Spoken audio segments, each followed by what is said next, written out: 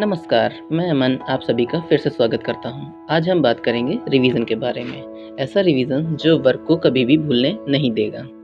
बच्चों के अंदर रिवीजन को लेकर काफ़ी कन्फ्यूज़न और डाउट होता है बिकॉज़ उनके सामने सारे ईयर का सिलेबस होता है, जिसके लिए वे काफ़ी ज़्यादा टेंशन में होते हैं कि इतने ज़्यादा वर्क को वो टाइम में कैसे कंप्लीट कर पाएंगे और कितना एफर्ट्स उन्हें कंप्लीट करने में लगेगा। किसी टाइम के आते-आते जब उनका सिलेबस कंप्लीट हो भी जाता है, तब उनके सामने एक न्यू टेंशन जन्म लेती है, जिसे हम रिवीजन के नाम से जानते हैं। ऐसा नहीं है कि सारे बच्चों को रिवीजन में प्रॉब्लम होती है, बट मोस्टली बच्चों को रिवीजन करने के बाद भी उनको अपना वर्क क्लियरली लर्न नहीं हो पाता है। कुछ लोग अपने टॉपिक्स को कई बार लिख कर रिवाइज करते हैं, वहीं कुछ लोग उसी टॉपिक को कई बार बोलकर रिवाइज करते हैं, वहीं कुछ लोग अर्ली मॉर्निंग 4 o'clock उठकर उसे रिवाइज करते हैं और कुछ लोग तो ऐसे भी होते हैं कि उसे रिसेस में और शॉर्ट ब्रेक में रिवाइज करते हैं। सभी के अपने अपने अलग तरीके हैं। रिवीजन करने के इन सब के बाद भी वो रिवीजन करने में टोटली सक्सेस नहीं हो पाते हैं। आखिर इसके पीछे कोई तो रीज़न होगा। तो आइए जानते हैं ऐसे तरीके को जो रिवीजन करने के लिए आपके अंदर ऐसी पावर डाल दे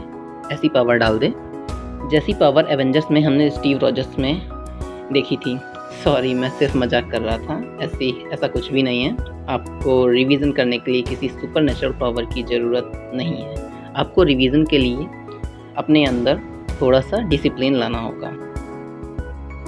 रिवीजन का एक अपना रूल होता है। हर टॉपिक को समझने और लर्न करने में वो हमें हेल्प करता है।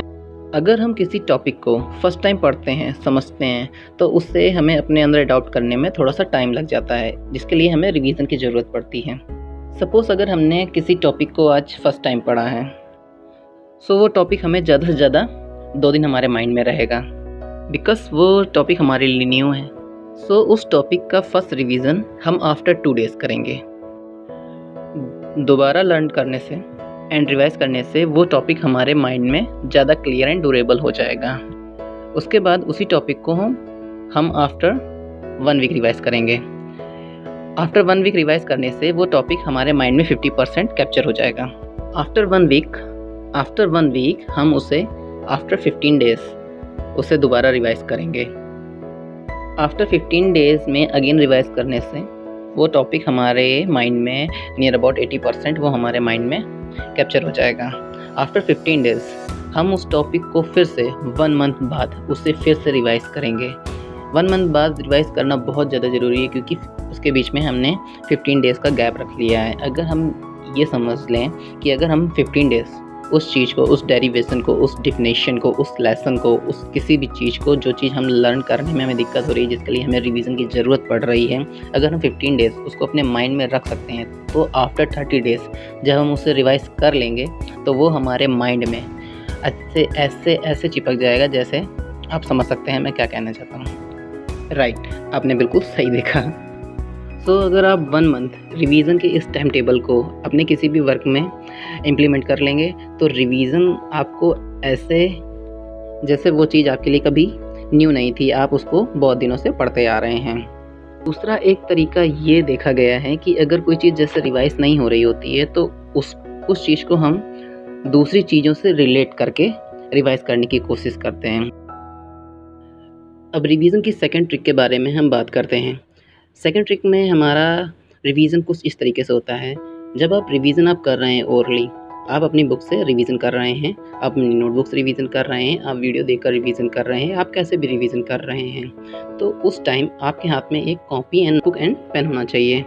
आप जो भी रिवाइज कर रहे हैं उसका पूरा डेटा आप नोटबुक में जितनी बार भी रिवाइज कर रहे हैं, आपको उतनी बार लिखना है। बिकॉज जो हम राइट कर रहे होते हैं वो हम राइट अपनी नोटबुक में नहीं कर रहे होते हैं, वो रिवीजन का जितना भी डेटा है हम अपने माइंड में नोट कर रहे होते हैं। सो इस चीज़ को बहुत ही सीरियस लें कि आप रिवीजन कर रहे हैं, तो उस चीज़ को आप जितना ज़्यादा नोट करेंगे, जितना ज़्यादा आप नोट करेंगे, उतना ज़्यादा आपके लिए बेनिफिट करेगा। सो रिवीजन के टाइम राइटिंग को अपनी फर्स्ट प्रायोरिटी बनाइए और उसे लिखना बहुत ज़रूरी है, जो भी आप रिवाइज कर रहे हैं। सो रिवीजन के टाइम में राइटिंग की क्या इंपॉर्टेंस होती है ये मैंने आपको बता दिया, तो इसे बिल्कुल भी इग्नोर ना करें। राइटिंग आप ज़्यादा से ज़्यादा करें। अब हम बात करते हैं रिवीजन की तीसरी ट्रिक के बारे में। सपोज़ हमने जो फर्स्ट टाइम कोई चीज़ रिवीजन कर ली है, सो एक बार हमें कोई चीज़ रिवाइज हो गई है, सो उस रिवीजन को हम अपने माइंड में हमेशा रेडी रखें और सामने किसी भी इंसान को फ्री पाते हैं तो उसे हम पूरा रिवीजन सुना डालें। सामने किसी भी इंसान को फ्री पाते हैं इसका मतलब ये नहीं कि रास्ते में हमने किसी को भी पकड़ लिया, भैया भैया सुनिए हमसे, ऐसा नहीं है। जहाँ आप बैठे हैं, अपने फैमिली में कहीं बैठे हैं, आपने अपनी सिस्टर को देखा कि वो फ्री है तो उससे बोल दो कि मुझसे ये सुन लो, मैं तुम्हें अपना रिवीजन किया हुआ कुछ सुनाना चाहता हूँ तो सुन लो। अगर आप कहीं फ्रेंड सर्कल में हैं तो कोई फ्रेंड है तो उनके बीच में आप ओरल टेस्ट कर सकते हैं। आप उससे कोई चीज़ पूछ लीजिए और अपनी चीज़ उसे कोई बता दीजिए। ये एक जो कम्युनिकेशन होता है ये बहुत ही ज़्यादा रिवीजन के लिए अच्छा माना गया है।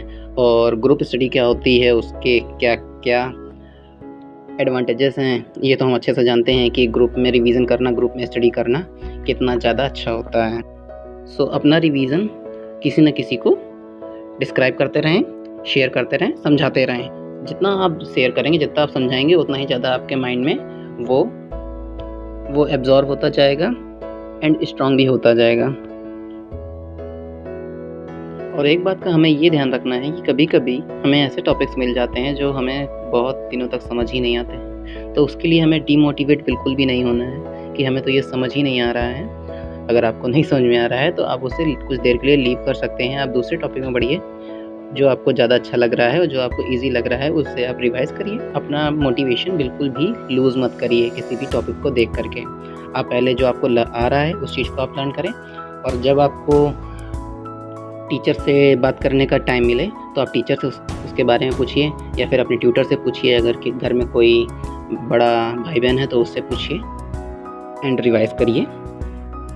सो फ्रेंड्स, इस वीडियो में मैंने आपको बताया कि रिवीजन का इंटरवल कैसा होता है। पहले हमें 2 दिन बाद लर्न करना है, फिर उसके बाद हमें 1 वीक बाद लर्न करना है, फिर उसके बाद हमें 15 डेज़ बाद लर्न करना है, फिर उसके बाद हमें आफ्टर 30 डेज़ रिवाइज़ करना है।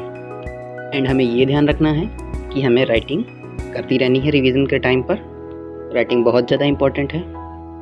एंड थर्ड पॉइंट हमने ये बताया था कि हमें रिवीजन को एक दूसरे से कम्युनिकेट करते रहना है, शेयर करते रहना है, एक दूसरे से सुनते रहना है और सुनाते भी रहना है। लास्ट में हमने बताया था कि जो चीज़ हमें लर्न नहीं हो रही है तो उसे कुछ देर के लिए हमें लीव कर देना है और अपना दूसरा चीज़ लर्न करना है। आई होप इस वीडियो से आपको बहुत हेल्प मिली होगी। सो वीडियो को लाइक ज़रूर करें, चैनल को सब्सक्राइब करें और कमेंट करना बिल्कुल मत भूलें, शेयर भी करना बिल्कुल मत भूलें। Thank you so much.